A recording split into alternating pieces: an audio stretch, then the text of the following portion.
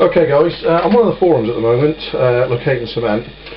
One of the regular contributors there, Richard Reynolds, Freak as he's known, is discussing his next choice of airbrush, whether he's going to the Harder & Steenbeck Infinity 2-in-1 or go for an Iwata. The thing that I'm noticing is that some people are making an issue of how easy an airbrush is to strip, and suggesting that perhaps the Harder & Steenbeck is easier than the Iwata. I've been using Iwatas for a couple of years now. I like them a lot. I like them so much I've got two now. There's my latest one. This is the TR1. As you can see, it's a trigger action. It's got a moisture trap in there. Had that a month or two now. Really like it. It's nice for large area coverage on things like this Focke-Wulf Condor I'm building at the moment. This will be used largely like an air gun really, to get large paint coverage down before moving to my general airbrush these days. This is Iwata HP-C, which I've had for a couple of years. I'm fortunate in that at Little Cars last year I managed to get some quick release connectors for my hoses, which means now I can literally swap between airbrushes that quickly. Great idea, really happy that I got those.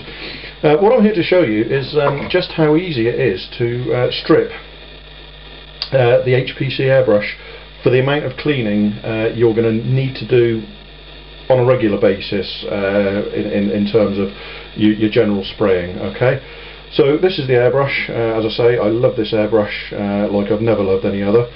Now invariably, if I need to strip it to clean it at the end of a spraying session, I never go any further than removing the needle to clean. Okay, so removing the needle really is a case of you unscrew the rear, that comes off, loosen this nut here, and the needle slides out of the back. There you go. Literally at the end of a spraying session, 9 times out of 10, that is as far as I go. That is the only strip I need to, the only stripping of the airbrush I need. Bit of lacquer thinner on a piece of tissue. Pull the needle through it a couple of times just to clean any excess off. Have a look in the colour cup there. Give it a good swill out and a good clean out with some tissue. Clean the nozzle out with some again thinner soap tissue. That, gents and ladies, is as far as I go, session to session. Okay, needle slides back in until it stops. Don't push too hard or you will damage the nozzle, so until I get resistance, tighten that nut up, screw the rear on. That's it. In terms of session to session, most of the time that is as far as I go with stripping the airbrush. Now occasionally the airbrush will get gunked up a bit more than that and need a bit more of a strip down. I'll show you how to do that now. Again, it's a very, very quick and simple operation. So back to where we were. I'm removing the rear. Okay, undo this nut here, remove the needle. Okay, so far so simple. Okay, to remove the front, again, as you can see, I only ever finger tighten any of the attachments on my airbrush. Okay, so that's undone with a finger tighten there. This nozzle breaks down again into two parts.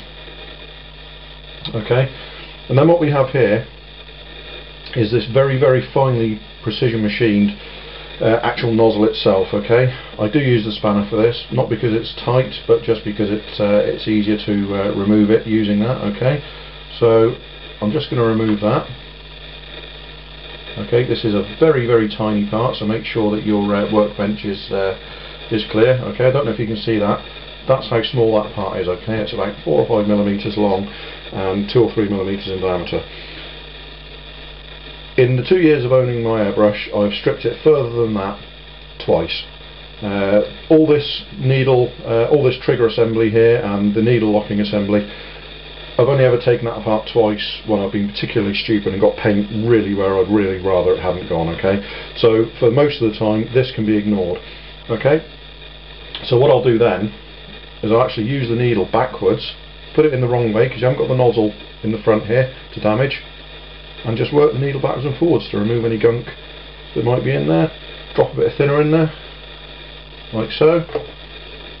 Work it backwards and forwards, obviously being careful not to damage the tip of the needle. Iwatas are very, very strong in that sense, so you really need to go some way to cause some damage, but nevertheless you can do so. Okay, what I'll do then, take a piece of kitchen towel, a very thin strip, roll it very tightly, and then clear out this the actual area where the nozzle attaches to.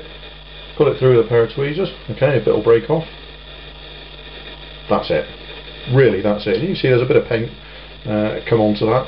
Okay, but that is now about as clean as I've ever needed to clean my airbrush in several years of owning it. Okay, so what I'm going to do now, carefully reassemble it. Okay, get that nozzle in place. Okay, it will screw up for the large part. Okay, my finger. Careful not to strip or cross the threads on this part, because then you'll be in a world of hurt. But I've never done it, and I'm very, very clumsy. So there's a nozzle on. Okay. The primary cover there screws on. Again, finger tight. That's as far as it goes. Secondary nozzle goes on. Needle once again goes through into there. Okay, until there's resistance. Tighten it up. Replace the rear. That is it.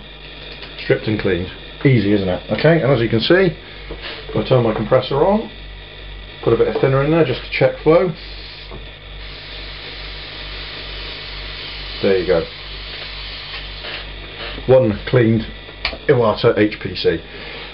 Like I say, gents, that's as far as I've ever needed to strip it. If anybody does want me to strip the trigger assembly and show how that goes together, it's a little bit more complex, but really nothing more than a couple of minutes work.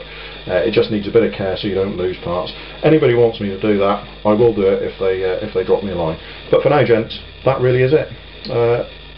That's how difficult it is to strip and clean an Iwata HP-C. Most of the Iwatas have largely the same method of stripping and disassembly. So there you go. In terms of choosing between the Iwata and the harder and steam deck, it goes down to personal preference on using it, but I would really suggest that ease of stripping is not a consideration. As you can see, that was very quickly and easily done.